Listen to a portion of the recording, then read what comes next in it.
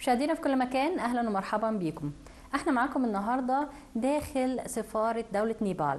لقاءنا اليوم مع سعادة السفير سوشيال كومار لامسال، سفير دولة نيبال لدى جمهورية مصر العربية. هنتحدث اليوم مع سعادة السفير عن أبرز محطاته الدبلوماسية، وأيضا هنتحدث عن العادات والتقاليد الخاصة بالشعب في النيبال. لو عايزين تعرفوا أكتر تابعونا وهذا اللقاء. سعدنا أن يكون في ضيافتنا اليوم سعادة السفير سوشيال كومار لامسال، سفير دولة نيبال لدى جمهورية مصر العربية. Your Excellency, please allow me to thank you so much for this interview. Thank you so much. It's a great honor. At the beginning, we would like to know more about your diplomatic stations before coming to Egypt. So before coming to Egypt, I was Deputy Chief of Mission in our embassy in Beijing, China. And before China, I was in several countries, including Bangladesh and Hong Kong.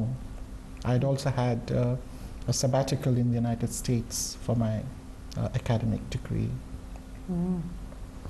So this is the first country for you in the Middle East? In the Middle East, this is the first country. It's the first country. And I'm very happy to be here. Do you feel any difference between being in a country in outside of the Middle East and now in the Middle East? How it's different with you? Of course, there are many differences, including cultural, geographical, social, and other aspects. It's a distinctive feature in Middle East that you have so many different kinds of, artistic expressions, linguistic styles, cultural facets, social and economic status and styles. So I think there are differences, and all of these differences are very distinct and beautiful. Your Excellency, normally we ask second question about the country itself, about Nepal in this case, which means we need to know more about the country geographic. And please tell us more about the Himalayas and the Mountain Everest, all this nature and what distinguish Nepal as a country in the map. So on the Nepal is a middle-sized country. It is situated in South Asia, between China and India. And of course, as you said, that the northern border of Nepal is the Himalayas. Mount Everest, the highest peak of the world, is in Nepal. In the south, we have a plain area bordering with India. We are bordered on three sides by India and on one side by China. So that's the geographical part. In terms of culture and heritage, Nepal is one of the most ancient countries in the world, with an ancient civilization, with cultural and social features that are rich in different aspects. So economically, Nepal is developing, and our socio-economic indicators have improved over the last couple of years, and we have very good relations with all countries of the world. We have friendly relations, friendly and cooperative relations with everyone. Talking about the economy makes me wonder about the most important, let's say, industries in Nepal. Is what? So essentially, Nepal is an agricultural country. Increasingly, the share of services and manufacturing is increasing. But essentially, most of our people are engaged in agriculture, even though the share of agriculture in the total income GDP of the country is decreasing over the years. Tourism is an important part, including, of course, hotel and hospitality. And many of our workers, many of our people also work in countries abroad. So in industry, we have different kinds of industries. For example, consumer industry, consumer-based industries, as well as different kinds of, small-scale industries. But essentially, the share of manufacturing industry in the country is yet to increase. Your Excellency, we would like to know more about the people. So can you tell us more about the customs and traditions of the Nepal people, and also the handcrafts that distinguish their talent? So it's a very difficult question because Nepal is an incredibly diverse country with many different kinds of cultural and social features. In terms of cultural influences, we're influenced by influences from the north, as well as from the south. So it's a mixture of different historical and cultural characteristics. Talking about the people of Nepal, it's an incredibly diverse country, as I said. We have more than 125 different languages, more than 120, close to 123 different ethnic groups, scattered all across the country. Relatively, it's a middle-sized country, not a very big country compared, for example, to our neighbors. But then within that small space, there is so much diversity and richness packed into one place. The diverse that Your Excellency already mentioned, it's very important to know how did Nepal, with this diverse and the small area, according to with the comparison with the countries around it, it succeeded to become one of the most important tourism destination in the whole world. Yeah, this is a very interesting question. I think it has many strands to it. Most of the important part of it is that Nepal has always been a very peaceful country. Any tourist visiting Nepal is sure that he or she is not going to face any problem, and it's because of the history that we have, a history of mutual harmony, mutual respect and cooperation among people from different backgrounds and different lifestyles and faiths and so on. So that is one. And the other is we're also very fortunate that in the 1950s, in the beginning of the 1950s and 60s, there was an increased interest in Oriental culture. Oriental culture, as well as the natural legacies and natural heritage that we have, including the Himalayas. So it brought about people, hundreds and thousands of people coming to Nepal on different kinds of fact-finding, exploratory kinds of missions. And so they went back to the Western countries, basically, and it was more or less a word of mouth.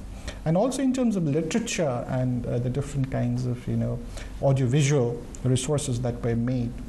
In 1953, for example, the Mount Everest was submitted by Tenzing Norgay Sherpa and Edmund Hillary. So that was an important episode because the highest peak on Earth had been ascended by human beings. Mm-hmm. So these different kinds of influences, these different kinds of events, they brought about an interest in Nepal for its ancient history, culture, and lifestyle. And so more and more people began to came to Nepal, and we also were known as a destination for adventure sports, different kinds of adventure, not just mountain climbing, but also and hiking and so on, but also adventure sports like bungee jumping, river rafting, elephant polos. I mean, there were different kinds of activities in the sporting and other fields, which began to attract people. On the other hand, we also have been very fortunate to have a culture in which we treat our guests as our very respected people, as gods, in fact. So this kind of hospitable nature that we have, people finding warmth and convenience in Nepal, is something I think which is important in having it as an important tourist destination. And what can we say about the, let's say, the arts and music that Nepal people are characterized with it? Which means we know that arts are a main sector in the lifestyle of the Nepal people. Yeah. Can you tell us more about the carnivals and festivals that you held just for the dancing and music and this kind of arts? Yeah, you rightly pointed out that art, culture, music, and dances, they formed a very important fabric of the society in Nepal. Historically, traditionally. For example, there are many jatras in the Kathmandu Valley and in other places in the country. Now, what is a jatra? A jatra is a carnival in which people express their appreciation for nature, their love for the loved ones, and so on, through different kinds of play acting and referring to ancient stories. So these jatras happen at a very regular interval, especially in the capital city, and people take part in those carnivals and give expression to their feelings. And on the other hand, modern art has also been very people have been attracted by modern arts in different schools of art in Nepal, and there are many artists and painters who have come up with beautiful works of art. This embassy, our embassy, also held an art competition among Egyptian students earlier this year, and we also held a similar event last year as well, in which the students try to portray the different aspects of Nepali society in their artwork. That's great. So far as music is concerned, like in any other society and country, music is a part of the daily activity of the people. Our farmers, when they plant rice, for example, or when they work when they plant paddy or work in the fields, they have a tradition of singing and dancing while doing that. So everyday work is not work alone; it's kind of fun activity. So these are traditional facets that bring a very important, very interesting dynamics to life. Everyday life in the country. Also, I would like to know more about the status of women in Nepal, because any society are known with how they treat the women, the achievement of the women in their societies that distinguish the society and the main bone of the country itself. So can you tell us more about the status of women in Nepal, please? So the status of women in Nepal is improving. We've had a first woman president of the country. Currently our foreign minister is a woman. We've had chief justice of the judiciary, a woman. The speaker of the House of Representatives, the Parliament, was also once held by a woman. I mean, women have been an important part of revolutionary changes in the country. Our constitution mandates at least 33% representation in the parliament, and we have now women representatives in good numbers, not just in the federal parliament but also in the provincial parliaments as well as in civil service. Our tradition places women at the center, front and center of our cultural and social life. We say that a house where a woman is respected is a happy house, is a happy household, right? And which is true, actually. Unless women are happy in their household, the household cannot be happy at all. There are different indicators which tell us that the status of women needs to be improved. Of course, so far as education, health, and employment are concerned. But then there have been improvements. The life expectancy of women is higher than that of men, for example, in Nepal, which shows that the status is improving. The status of women is improving. But there's of course a lot more to do. Especially, I think, in terms of generating employment. Because due to different kinds of reasons, traditional and others, that women have not been able to find work, especially in their, in their hometowns or villages. They have to travel to, in some cases, even abroad. And it's not only about women, it's a case for men as well. Creation of employment is an important part of the challenge that we face. And creating employment for women, I think that is something that we need to improve on.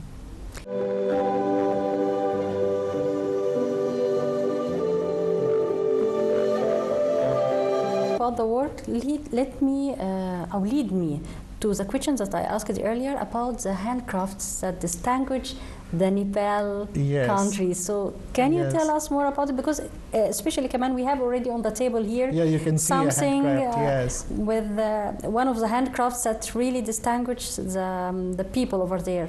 What else distinguishes the people? So you rightly mentioned that handicraft, Nepali handicrafts are very popular and well known. And the creation of art in Nepal, it goes back to hundreds of years ago. The sculpture that we have in Nepal, as well as the architecture of palaces, of temples, of houses. So there is this traditional knowledge in people, and traditional knowledge among different, special sections of families, in which there is a tradition of families working in handicraft for generations, for hundreds of years. So we have different kinds of handicrafts. We have handicrafts that depict temples and monasteries and palaces. We have handicrafts made of cloths. We have handicrafts made of different kinds of materials available in the country. And they're very popular among tourists as well. That's great. Also, I would like to know about the Nepal's cuisine.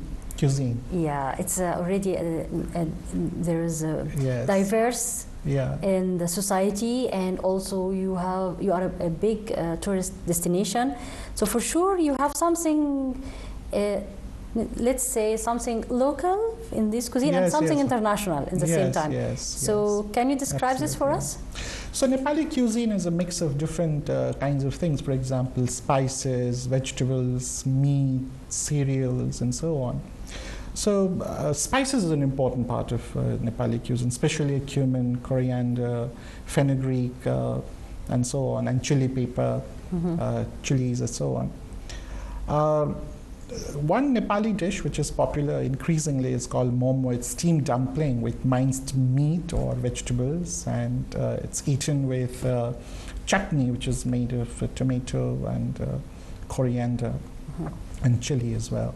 So that's one. But the staple of Nepali people, in the mid-hills at least, is dal bhat, which means boiled rice and lentils, along with curried vegetables. I know there are some herbs and plants that's really very important and healthy, and it's only found in Nepal. Yes.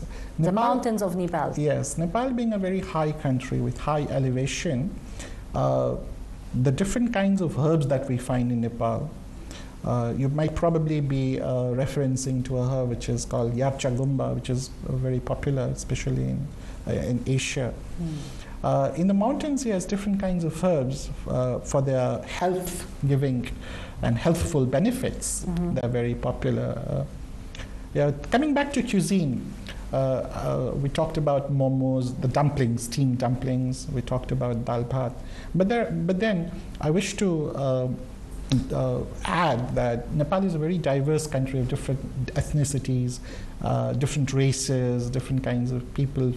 So it's very difficult to pinpoint as to this is a specific cuisine Nepal. It's a diverse range of cuisines. In the south, in the southern part of the country, roasting is, more popular. For example, roasting, frying. In the northern part, steaming, boiling is more prevalent. But most of the cuisine is made of rice, lentils, vegetables, to some extent wheat as well, especially in the south, and potatoes in the north, in the Himalayan part. That's great. So, but all of it is very delicious, I mean, and very healthful, nutritious. And because Nepal is an agricultural country, so yes, these things are available.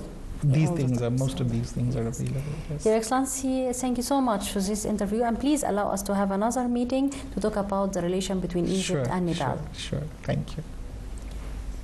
مشاهدينا في كل مكان، وبكده انتهى لقائنا مع سعادة السفير سوشيل كومار لامسال سفير جمهورية نيبال لدى جمهورية مصر العربية. بتمنى أن يكون لقائنا كان مثمر فيما يتعلق بالحديث عن دولة نيبال وأيضا عن المحطات الدبلوماسية الخاصة بسعادة السفير، وإلى لقاء آخر أشوفكم إن شاء الله.